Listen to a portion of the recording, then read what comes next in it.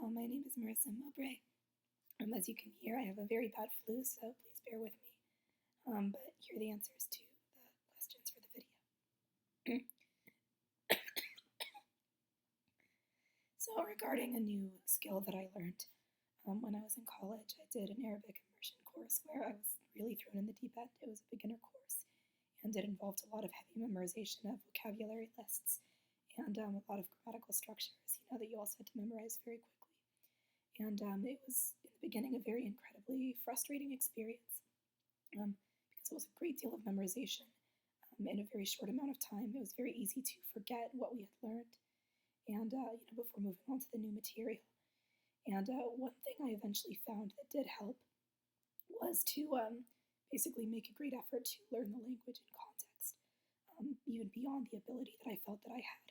So often what I would do is I would, read news, listen to news recordings, read novels that were well beyond my level, and basically just get as much sense as I could, for all of the language in context, even if I felt discouraged or like I couldn't do it or like it was too hard.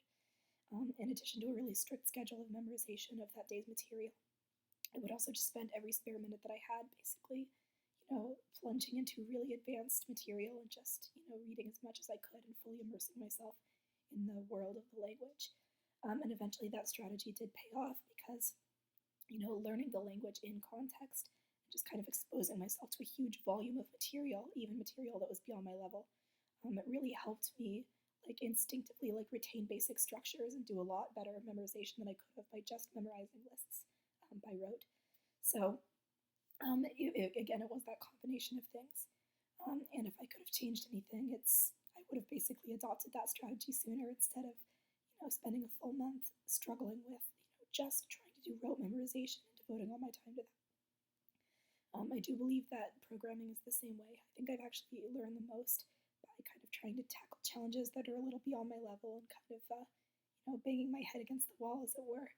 By doing that, over and over again, I've actually, memorized a lot of basic structures and kind of internalized them in a way that I could never do just by doing exercises that I felt were more at my level. So that type of strategy has helped me learn a lot. As far as why I'm interested in programming, I think it's fun. I've always liked working with computers ever since I was pretty little, and but I haven't really formally committed to programming until recently. Apart from HTML, which I have been doing since middle school, the first programming language that I learned was JavaScript. And I've had a lot of fun learning JavaScript and, kind of getting to know that language a little better. In addition to being fun, I think programming is useful. There's just a ton of ways that, it can streamline your life in an everyday kind of way. Make your life easier, build useful applications for things that kind of save you time and energy. The more I kind of exist, in the adult world, kind of, especially manage my schedule being a mom, the more I think, man, if only I could build a small app or a small script that, kind of take care of this, task for me so I didn't have to do it all by hand, etc. So I think, programming, it's a useful all-around skill. It's a great career as well, and it's also just fun. That's why I enjoy it. Because I have a very sore throat, I'm going to quickly explain Medium 4, which is a rather short problem. So the way that I did Medium 4, the assignment basically instructed us to iterate over an array with an even number of index values, adding each odd-numbered index value to the even-numbered index value next to it and returning an array of all the sums. So the first thing I noticed about this function is that we're going to be passing an array as an argument and also returning an array. So I structured the function accordingly. I used R for our parameters, you can see here. And I created an empty array, new array, which we'll be returning after we modified it. So basically what I'm going to be doing is iterating through each value of our argument and then adding them together in groups of 2 and then pushing those sums into a new array and then returning the new array. So that's how I approach this problem. So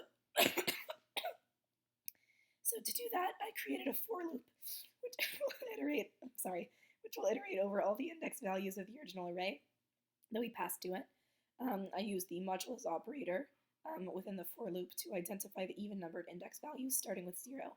And then I created a new variable, r sum, to add each even-numbered index value, r sub I, with the one next to it, r sub I plus 1. And I then used the push method to push each sum of 2 into the new array, in the order at which we iterated through the for loop. And then new array is going to have all those values in order, and then we are going to return new array. So that is our final results, and that is how I solved this problem. So thank you very much, and thank you for the opportunity to apply.